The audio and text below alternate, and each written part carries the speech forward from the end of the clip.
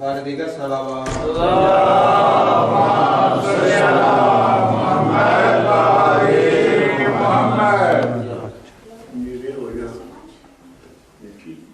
برائے تاجید ظہور امام زمانہ بلند صلوات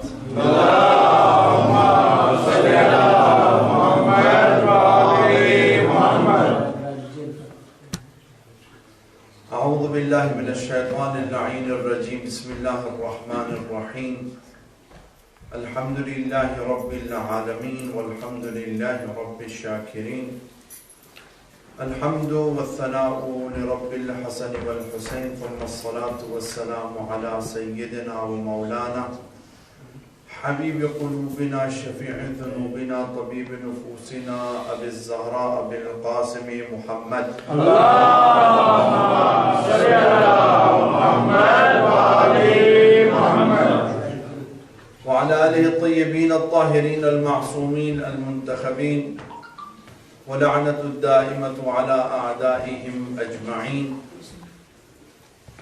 أما بعد قال إمامنا الرضا عليه السلام لا إله إلا الله حسني ومن دخل حسني أمن من عذابي أما بشرطها وشروطها یہ کیا موضوع آتا ہے؟ مومنین کرام، سادات اعظام، واجب الاحترام سامعین، موالیان امیر المؤمنین،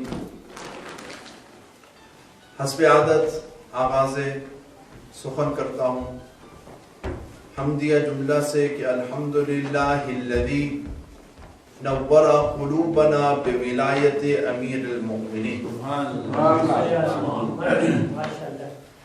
تمام حمد و ثنا اس معبود کے لیے، اس خالق و رحمان و رحیم کے لیے، اس علی کے لیے، اس غنی کے لیے کہ جس نے ہمارے قلوب کو منور فرمایا۔ کس چیز سے؟ ولایت علی ابن ابی طالب۔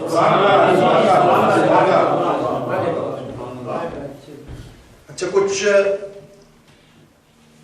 بڑا عجیب اور انٹرسٹنگ ربط ہے ولایت علی ابن ابی طالب میں اور ولایت امام رضا میں۔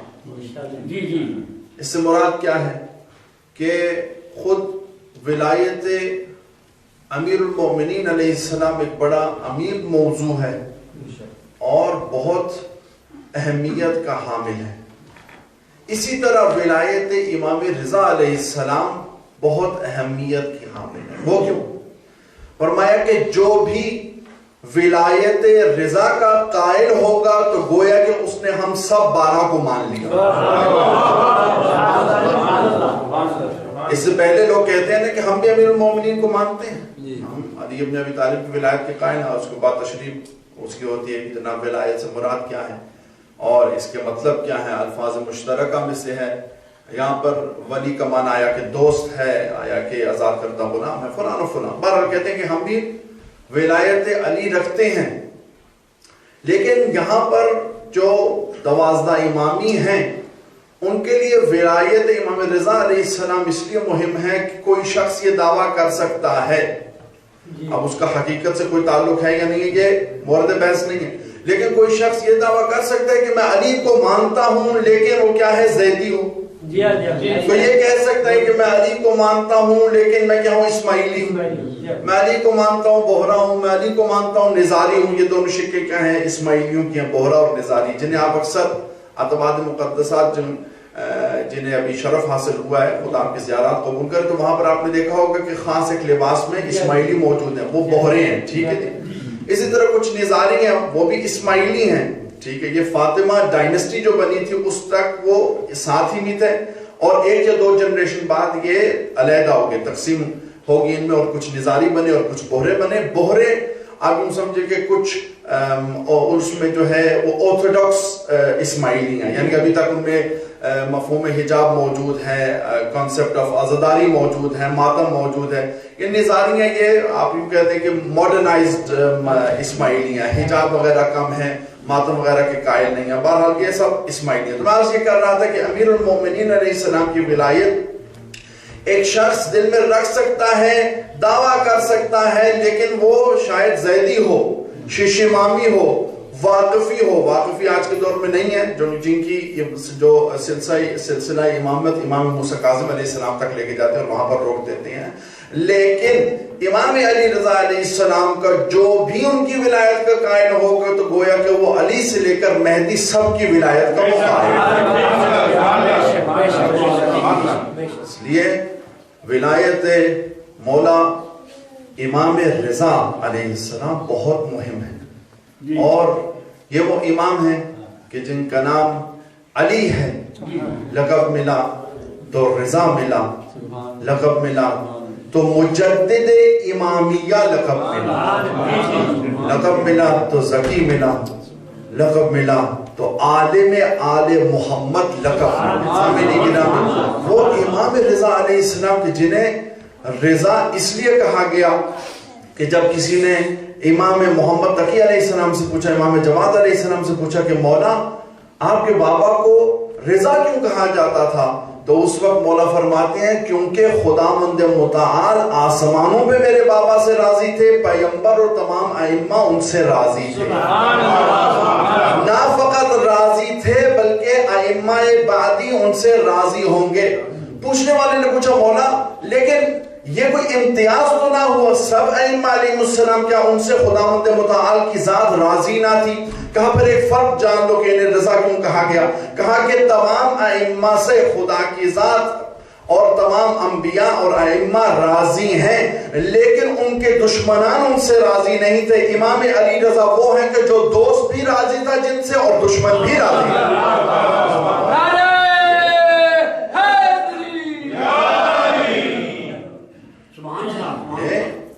امام علی رضا علیہ السلام ہر وقت کا البتہ اپنا ایک تقاضا رہا ہے کہ اس وقت کس انداز میں تبلیغ کرنی ہے، کس انداز سے سیاست کرنی ہے اور کس انداز سے دین اسلام کی تبلیغ کرنی ہے. ظاہر ہے ہر وقت کا، ہر ماحول کا اپنا ایک تقاضا ہوتا ہے اور اسی کے مطابق امام علی رضا علیہ السلام نے دین اسلام کی تبلیغ کی. صلوات پڑھیں محمد.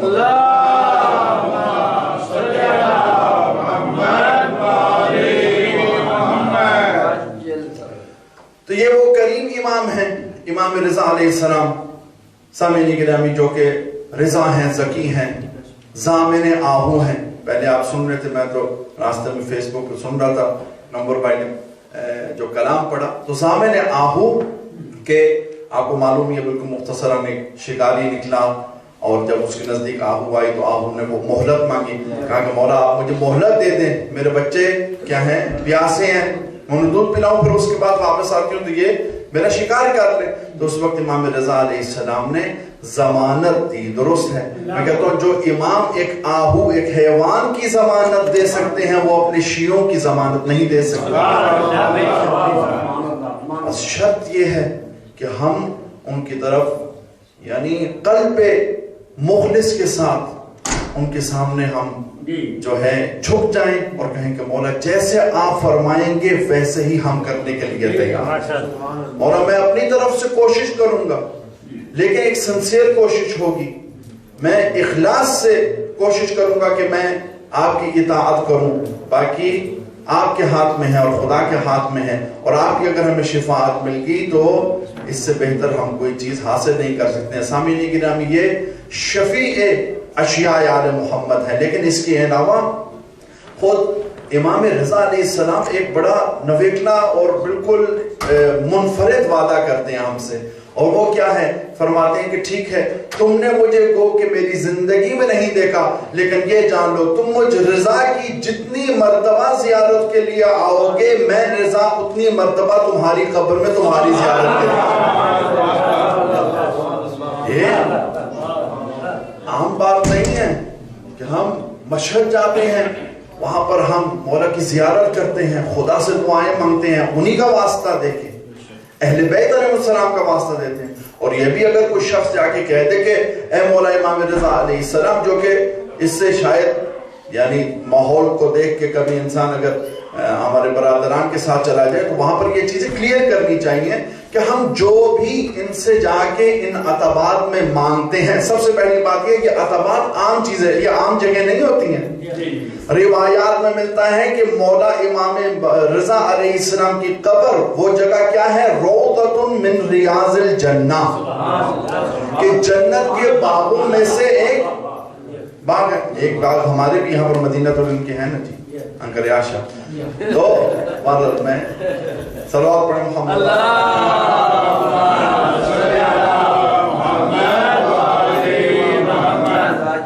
تو ہم وہاں پر جا کے کبھی بھی امام رضا علیہ السلام سے مستقلاً یہ کہ ہم جناب امام رضا علیہ السلام سے میں بیٹا مانگنے جا رہا ہوں، میں رزق مانگنے جا رہا ہوں، مولا میری پریشانی دور فرمائیں گے، میں فلان چیز کے لیے جا رہا ہوں، فلان چیز کے لیے جا رہا ہوں، کبھی بھی ہمارا یہ عقیدہ نہیں رہا، اور یہ ہمیں واضح طور پہ خود سمجھنا چاہیے اور دوسروں کو بھی سمجھانا چاہیے۔ سامعین گرامی، یہ جو وقت چل رہا ہے یہ وقت بڑا عجیب ہے۔ آج کے دور میں ہمیں بہت ساری کلیریفیکیشنز وضاحت کے ساتھ ہمیں چند ایک باتیں کر لینی چاہیے، کیونکہ دشمنان ہمارے ہی کلمات سے سوء استفادہ کرتے ہیں اور انہیں کو ہماری طرف موڑ دیتے ہیں۔ آپ کو فرق نہیں پڑے گا، مجھے معلوم ہے، آپ یعنی کلچرلی سٹرونگ ہیں، اپنے عقیدے میں سٹرونگ، اس عقیدہ کا جو کہ آقا خمینی رحمت اللہ علیہ نے جنہوں نے یعنی اس کا کیا کہتے ہیں تعریف کی ہے کہ پاکستانیوں کا عقیدہ دیکھیں، جذبہ دیکھیں، اگر جذبہ سیکھنا ہے اہل بیت علیہ السلام وزداری کے حوالے سے تو پاکستانیوں سے سیکھا جائے، وہ اپنی جگہ پہ درست ہے۔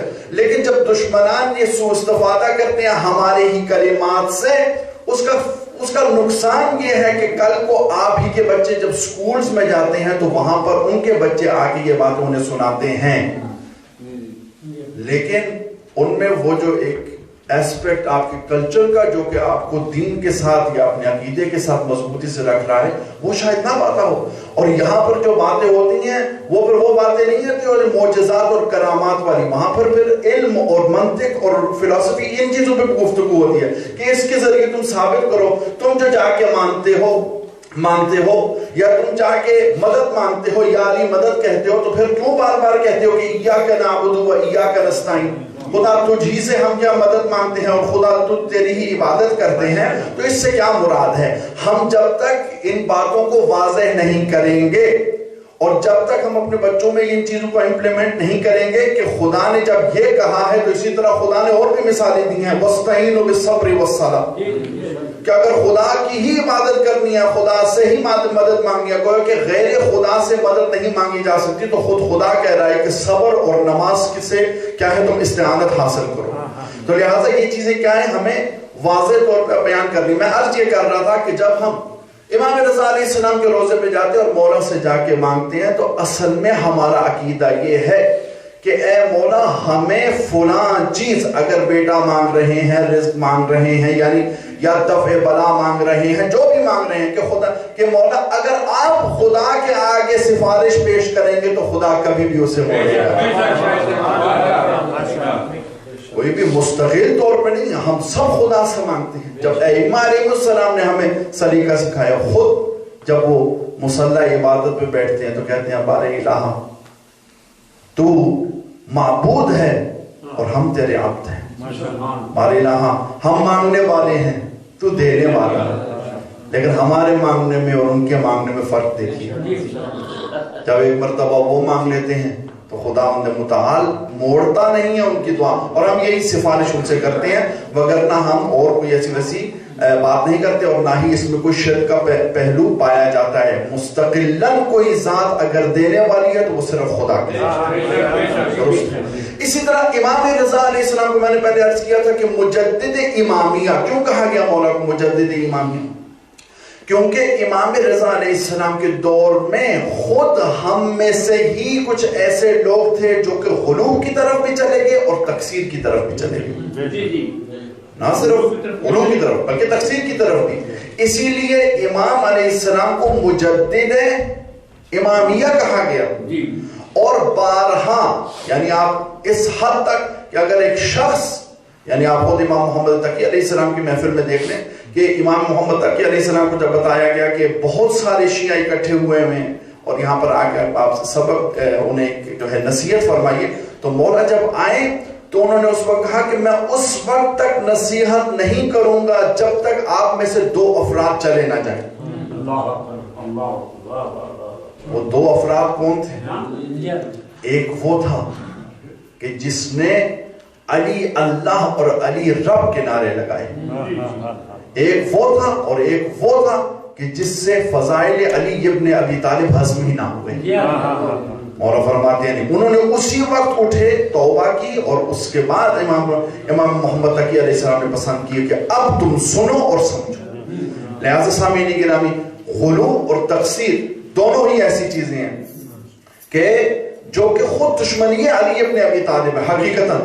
یعنی آپ خود حساب لگا دیجئے کہ اس حد تک معصوم فرماتے ہیں, کہتے ہیں کہ نزلون عن الربوبیہ, مولا فرماتے ہیں کہ ہمیں ربوبیت سے یعنی علی رب حسین رب ان نعروں سے ہمیں کیا ہے نیچے لے آؤ, کیونکہ ہم رب نہیں ہیں. یعنی ربوبیت سے ہمیں نیچے لے آؤ اور پھر فقل ما شئتم, اور تم اس کے بعد جو مرضی تم چاہے تم کرو.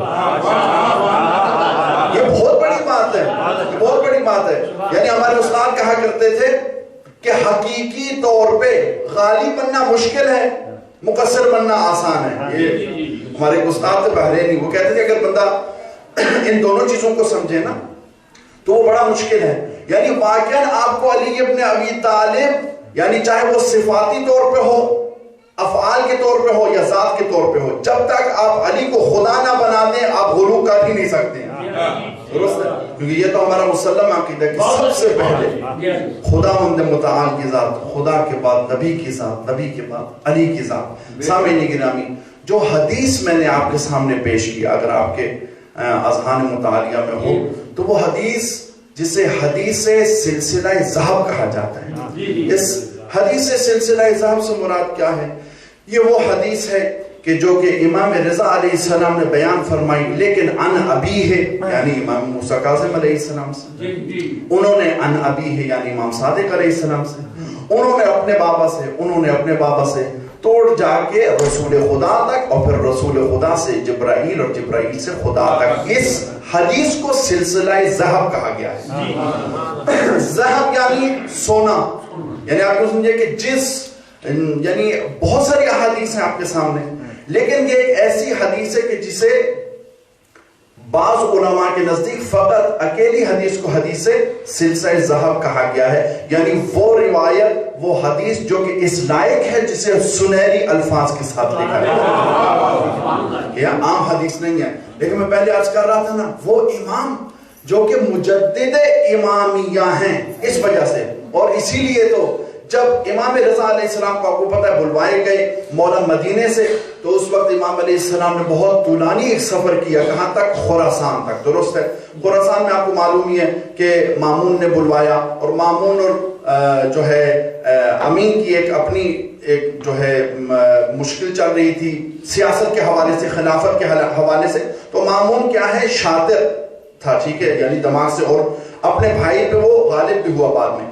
اس نے جب بلوایا امام علی رضا علیہ السلام کو, اور پھر ولی عہد ہونے کے انہوں نے وعدے بھی کیے, تو اس وقت امام رضا علیہ السلام مدینہ سے لے کر خراسان تک جو بھی سفر کیا, اس سفر میں ہر موڑ پہ امام علی رضا علیہ السلام نے تبلیغ کیا. آپ کو پتہ ہی ہے کہ بہت سارے کچھ بھائی امام رضا علیہ السلام کو انہی کے ساتھ کیا, اور اسی لیے ایران میں دفن ہے. جناب طاہر ہیں, جناب قاسم ہیں, جناب ابراہیم ہیں, یہ تمام برادران امام رضا علیہ السلام ہیں. لیکن بہت سارے بھائی, بہت سارا خانوادہ, ان کے بچے مدینہ میں رہ گئے. امام رضا علیہ السلام جب چلے وہاں سے, اور ہر جگہ پہ انہوں نے تبلیغ کی, یا محرم کے مہینے میں وہ داخل ہوئے کہاں؟ قم مقدس میں. اسی لیے میں نے پہلے عرض کیا تھا اس دن جب ولادت باسعادت بی بی معصومہ قم تھی کہ پہلا عشرہ عزاداری امام سید الشہداء کے حوالے سے جو برپا ہوا قم مقدسہ میں, وہ امام رضا علیہ السلام کی برکت سے. اس کا اہتمام امام رضا علیہ السلام نے کیا تھا, جو کہ وہاں پر باقاعدہ رہے, اور پھر روایت میں ملتا ہے کہ عرصہ رہے وہاں پر, یعنی کچھ ایسا نہیں کہ 10 روز وقت, 1 ماہ 1.5 ماہ وہاں پر رہے, اور وہاں پر عزاداری امام سید الشہداء بھی ہوئی. سامعین گرامی, امام رضا علیہ السلام نے ہر موڑ پہ دینی تبلیغ کی, ہر موڑ پہ دین نبوت کی, ہر موڑ پہ تبلیغ اصول دین و فروع دین و احکام الہی دین کی تبلیغ کی ترویج کی، یا اچانک ایک موڑ ایسا آیا جسے مرو کہا جاتا ہے؟ وہاں پر پہنچے تو دیکھا کہ جمع غفیر ہے، بہت بڑا مجمع ہے، 70,000 لوگ موجود ہیں، سب قلم اور کاغذ لے کے کھڑے ہوئے ہیں۔ میں کہتا ہوں قربان جاؤں آپ کی عظمت پہ مولا امام رضا، آپ کے جد نے ایک قلم اور ایک کاغذ مانگا تھا یا کسی نے نہیں دیا؟ آج بن مانگے 70,000 قلم موجود ہیں، اور انہوں نے بھی جنہوں نے نہیں دیا۔ تو میں آپ سے ایک سوال کرتا ہوں، مثال کے طور پہ یہاں پر میں اپنی مثال دیتا ہوں، آپ سب ماشاءاللہ عاقل ہیں اور سب سمجھدار ہیں، میں مجنون ہو جاتا ہوں جنون کی حالت میں، ٹھیک ہے، یعنی پاگل ہو جاتا ہوں، سیدھے الفاظ میں پاگل ہو گیا ہوں۔ میں کہتا ہوں شانی مجھے ایک قلم دے دو، تو پھر اسے گھبرانا نہیں چاہیے۔ اب اگر میں پاگل ہو جاؤں، میں کہوں چھری دے دو، پھر گھبرانا چاہیے نا، ظاہر ہے۔ اب میں عاقل جو نہیں رہا، غیر عاقل ہوں، میں کہتا ہوں چھری دے دو، آپ کہیں گے نہیں اب ان کا عقل ٹھکانے نہیں ہے، اسے ہذیان ہو گیا ہے، چھری مت دینا۔ رسول خدا نے قلم مانگی تھی، کوئی تلوار نہیں مانگی تھی، انہیں معلوم تھا اور کچھ لکھے نہ لکھے علی ابن ابی طالب کی خلافت کا ضرور لکھے گا۔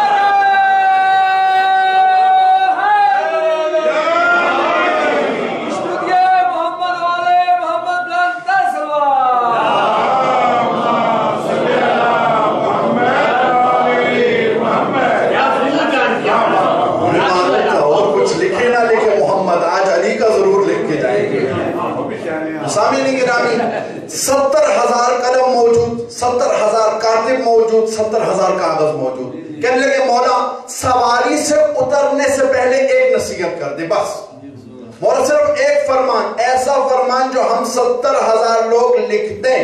مولا نے فرمایا سنو اور سمجھو، اسی لیے کہا نا مجدد امامیہ۔ سامعین گرامی، پہلا، اب دیکھیں یہ اصل میں حدیث قدسی ہے، وہ چیز، وہ حدیث جو کہ خداوند متعال کی طرف نسبت دی جائے کہ خدا نے کہا ہے، اسے کیا کہتے ہیں؟ حدیث قدسی کہتے ہیں۔ اب حدیث قدسی میں خود خدا کہہ رہا ہے کہ لا الہ الا اللہ حسنی، مجدد امامیہ کے الفاظ ہیں کہ خدا کہہ رہا ہے کہ لا الہ الا اللہ وہ کلا ہے کہ اگر جس میں تم داخل ہو جاؤ، اگر تم اندر آ جاؤ اس کلا کے، تو پھر کیا ہوگا؟ امن من عذابی، تو وہ عذاب سے نجات پا جائے گا۔ لوگوں نے اب لکھنا شروع کیا۔ سامعین گرامی، یہاں پر میں ایک چھوٹا سا مسئلہ اور پیش کرتے چلوں، ٹھیک ہے، مثال دیتا ہوں۔ مثال کیا ہے؟ مثال کے طور پہ قواعد فقہیہ میں آپ کو جائیں تو نماز پڑھنے کے لیے کوئی شرط ہے؟ بہت ساری شروط ہیں، ان میں سے ایک شرط کیا ہے؟ وضو ایک شرط ہے۔ اگر وضو باطل ہوا تو نماز کہ قبول ہو جائے گی؟ وضو اگر باطل تو نماز باطل، ٹھیک ہے، یعنی کیا؟ اذا وہ کیا ہے؟ بطل الشرط بطل المشروط، اگر آپ کی شرط ہی باطل ہو جائے تو جو مشروط ہے وہ خود بخود باطل ہو جائے گا۔ سامعین گرامی اب سنیے گا، مولا فرماتے ہیں سنو، لا الہ الا اللہ حصنی فمن دخل حصنی امن من عذابی، جو بھی اس کلام میں داخل ہو جائے گا تو گویا کہ اس نے عذاب سے نجات پا گیا وہ۔ لیکن سامعین گرامی پہلے میں نے عرض کیا اگر شرط باطل ہو جائے تو مشروط بھی باطل ہو جاتی ہے۔ آگے سے کہا بشرطہا و شروطہا، کہا لیکن سنتے چلو اس کی کچھ شروط ہیں اور ان شروط میں میں رضا ایک شرط ہوں۔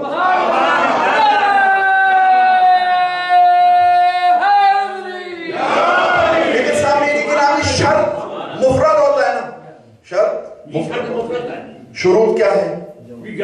اسی طرح مثال کے طور پہ ذکر شرط اپنا مفرد ہے اور اس کی جمع اذکار، ٹھیک ہے۔ اس طرح مثال کے طور پہ سیف ایک تلوار ہے، مفرد ہے اور اس کی جمع کیا ہے؟ سیاف ہے، یا سیاف تو پہلی دفعہ سن رہا ہوں، سیوف سنا ہے بات، ٹھیک ہے، مثال کے طور پہ، ٹھیک ہے جی۔ مصحیح جمع السیف کثیر سیوف غیر الاسیاف، صحیح؟ اچھا اب میں آپ یہ کر رہا تھا، توجہات میرے ساتھ رکھیے گا۔ لا الہ الا اللہ حسنی، یہ وہ کلا ہے لا الہ الا الا اللہ, لا الہ الا اللہ کی سے مراد کیا ہے؟ بار الہ تو ہی معبود ہے, تو ہی رب ہے, تو ہی خالق ہے. بار الہ تو ہی وہ ذات ہے کہ جس کی طرف ہر بندہ, ہر شخص, ہر شے, ہر جماعت, ہر حیوان, ہر چیز جو حیات رکھتی ہے وہ آپ کی محتاج ہے. خداوند متعال کی محتاج نہ فقط ہم ہیں بلکہ اہل بیت علیہ السلام بھی. علی نے یہ بتایا ہے کہ وہ خدا نہیں ہے کہ جس کے ہم بھی محتاج نہ ہوں.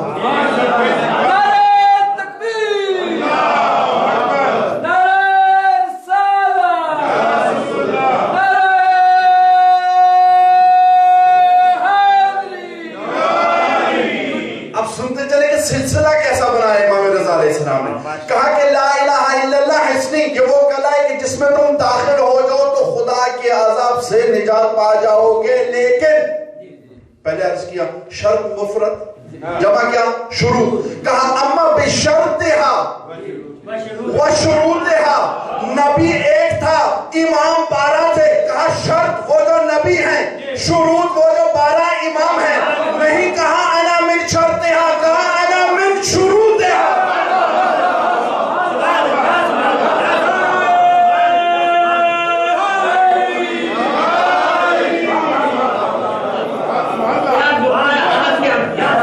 نہیں کہا انا من شرطہا, کہا انا من شروطہا.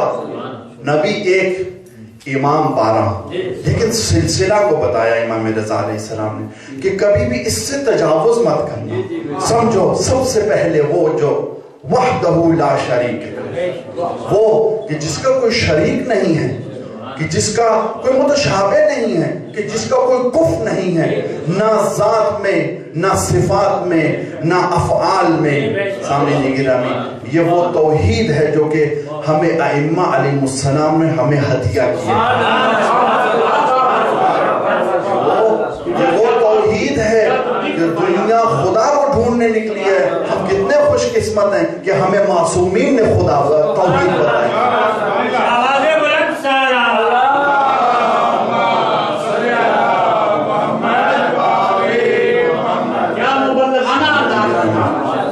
خدا کو ڈھونڈنے ہی تو دنیا نکلی. خدا یعنی چھوٹی نجی لیول میں دیکھ لیں. ابھی ہم نے ڈاکیومنٹری مامو اسد نالا بن لگائی تھی بابا بلے شاہ کی. کیا کہتے ہیں جی, بابا بلے شاہ نکلے بس خدا کی تلاش میں نکلے جناب. کبھی فلان جگہ پہ گئے تو کبھی امرود میں دکھائی دیے تو کبھی انار میں دکھائی دیے. سامعین گرامی آپ پیچھے اور چلے جائیں, جناب سلمان فارسی وہ خود ان کے والد صاحب نگہبان آتش کدہ تھے. جہاں پر آگ جلاتے تھے لوگ, مجوسی جا کے عبادت کرتے تھے, ان کے بابا وہاں کے نگہبان تھے. جناب سلمان کو خود ان کی فطرت و عقل نے بتایا کہ جو چیز ہماری محتاج ہے یہ خدا کیسے ہو سکتا ہے, جو ہماری محتاج ہے. امیر المؤمنین علیہ السلام کے پاس ایک شخص آیا تھا نا, کہنے لگا یا علی یہ بتائیے اس خدا کی آپ اتنا پرچار کرتے ہیں, اتنی عبادت کرتے ہیں, خدا خدا اللہ اللہ توحید لگائی ہوئی ہے, یہ بتائیں کہ آپ کے خدا کا رخ کس طرف ہے. مولا فرماتے ہیں جاؤ, صحابی کو کہا کہ جا کے کچھ لکڑیاں جمع کر لو.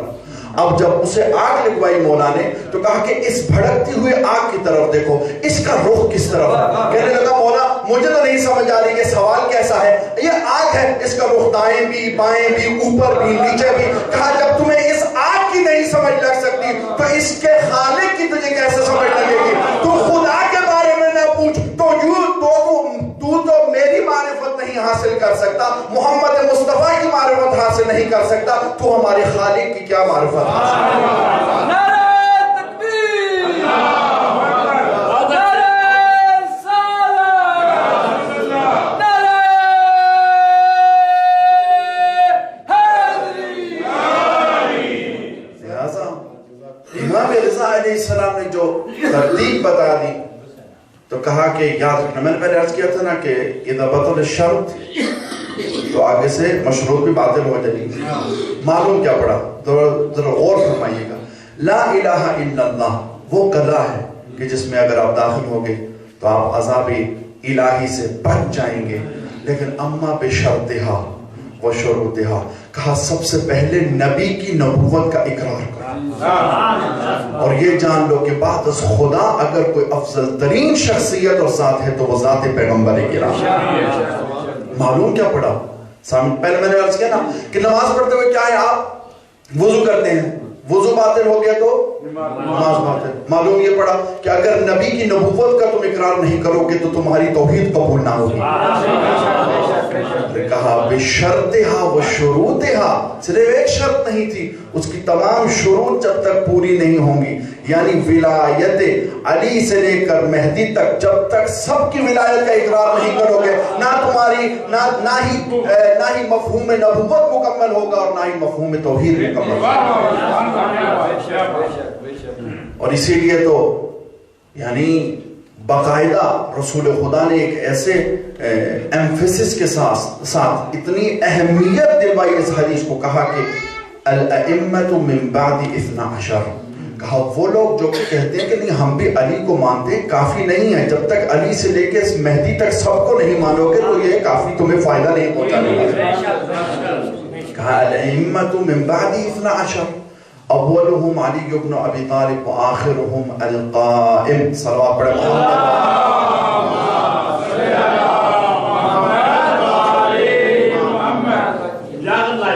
یہ کافی نہیں ہے کہ تم بس علی کی محبت رکھو، علی کی ولایت کا اقرار کرو. کہا نہیں، علی سے لے کے مہدی تک. کیوں؟ کہا فائدہ کیا ہوگا، رزلٹ کیا ہے؟ کہا المؤمن بہم، من اقر بولایتہم فہو مؤمن ومن انکر ولایتہم فہو کافر. کہ جو شخص ان کی ولایت کا اقرار کر جائے تو گویا کہ وہ مومن ہے، اور جو انہی کی ولایت کا انکار کرتے تو گویا کہ وہ کافر ہے. تھوڑی اہمیت نہیں بتائی، لیکن اس میں بس اس سلسلہ کو ملحوظ خاطر رکھنا واجب ہے ہم پہ. اور ہمیں یہ یاد رکھنا چاہیے کہ ائمہ علیہ السلام جب ہمیں سبق دے رہے ہیں، ائمہ علیہ السلام ہمیں جب سکھا رہے ہیں تو کہہ رہے ہیں کہ یاد رکھنا، ہم نے بھی اگر عبادت تمہیں بتائی ہے تو ہم نے تو یہ نہیں کہا کہ ہماری عبادت کر، ہم تجھے سکھا رہے ہیں کہ حقیقی معبود کی عبادت کیسے کریں. ہم تجھے بتا رہے ہیں کہ ہم یہاں پر فقط اس لیے نہیں آئے ہیں کہ تو ہمیں دیکھ، ہمارے فضائل سن، محسوس ہو. اس چیز کی بھی ایک معراج ہے، اور اس معراج کو پہنچنے کے لیے یہ ذہن میں رکھنا ضروری ہے کہ علی کے تمام فضائل اگر ہمیں خدا تک نہیں پہنچاتے تو ان فضائل سننے کی ہم معراج نہیں کر سکتے. یعنی کمال تک نہیں پہنچ سکتے ہیں. کمال تک وہی انسان پہنچے گا جو کہے گا کہ دیکھو ہمیں، دیکھیں بار بار ائمہ علیہ السلام نے کہا نا کہ سب سے بڑی خدا کی جو آیات ہیں جو خدا تک آپ کو لے جاتی ہے وہ ہم ہیں، درست ہے، ائمہ علیہ السلام ہے. تو لہٰذا ہمیں یہ یاد رکھنا چاہیے کہ جب دل میں آپ حب آل محمد کا جو ہے محبت کا اضافہ دیکھیں اور محسوس کریں تو اس وقت آپ کو قرب الہی کا بھی کیا ہے اضافہ محسوس ہونا چاہیے. یہ وہ احساس ہے جو کہ دائماً ایک مربوط ہے، ایک ربط رکھتا ہے کہ جو انسان جس کے دل میں محبت آل محمد بڑھتی چلی جائے گی تو گویا کہ اس کو کیا ہے قرب الہی مزید حاصل ہوتا ہے.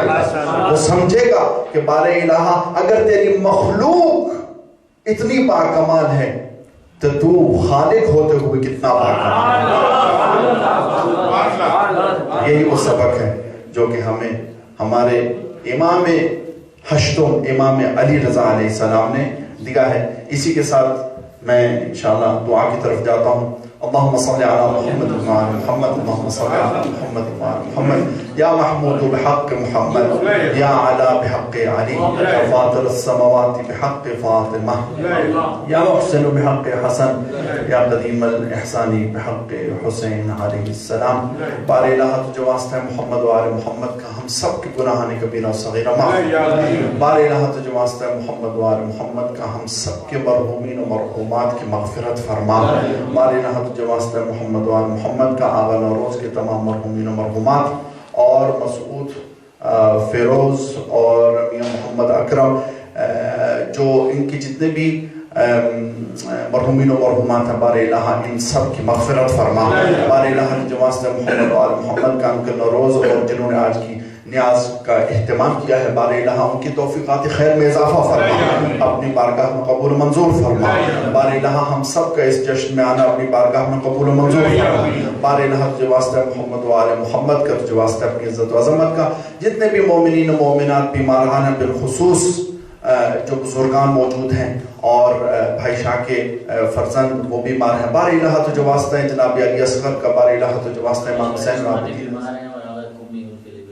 اور اسی طرح آغا شہرستانی بیمار ہے اور آغا قمی بیمار ہے، بار الہ تجھے واسطہ ہے اپنی عزت و عظمت کا، تجھے واسطہ ہے بیماری امام سجاد علیہ السلام کا، بار الہ ان سب کو صحت کاملہ و عاجلہ نصیب ہے، بار الہ تجھے واسطہ ہے محمد و آل محمد کا آمن و روز کے رزق حلال میں اضافہ فرما، بار الہ تجھے واسطہ ہے محمد و آل محمد کا، جتنے بھی مومنین و مومنات پریشان حال ہیں ان کی پریشانیاں دور فرما، بار الہ ہمارے نوجوانوں کو سیرت جناب علی اکبر و قاسم پہ چلنے کی توفیق عطا فرما، بار الہ جتنے بھی مومنین و مومنات بے اولاد ہیں تجھے واسطہ جناب علی اصغر کا انہیں اولاد صالح نصیب فرما، بار الہ تجھے واسطہ ہے محمد و آل محمد کا ہمارے بار میں آقا کا جلد ظہور فرما، ہم سب کو ان کے اعوان و انصار میں سے کرا، بار الہ ہماری ماؤں بہنوں بیٹیوں کو شرم و حیا و حجاب سید زینب نصیب فرما، بار الہ تجھے واسطہ ہے محمد و آل محمد کا اس ادارے کو، اور اسی طرح ہمارے ساتھ برادران لوٹن میں آج انشاءاللہ آن لائن سن رہے تھے، بار الہ مسجد علی کو، مدینہ العلم کو، اور